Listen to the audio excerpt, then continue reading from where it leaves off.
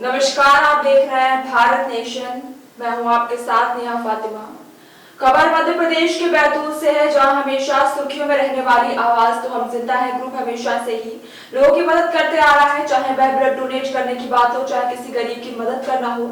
आपको बता दें कि इस ग्रुप में जिला चिकित्सालय में जिंदगी और मौत से जूझ रहे लोगों को हर संभव हर वक्त हमेशा ब्लड ग्रुप के हमेशा मुहैया कराने का काम किया गया है। और सिकल सेल जैसी बीमारी, इसमें हमेशा ब्लड की आवश्यकता पड़ती है। इससे न जाने कितने मरीजों को ब्लड रोज मुहैया कराने का काम ग्रुप के सदस्यों द्वारा किया जाता है। मातों की वृद्धावस्था में भी जाकर वृद्ध लोगों की मदद करने का काम करते हैं। आप सभी को बताया कि ठंड पूरे देश से ही सभी जगह जोरों पर है।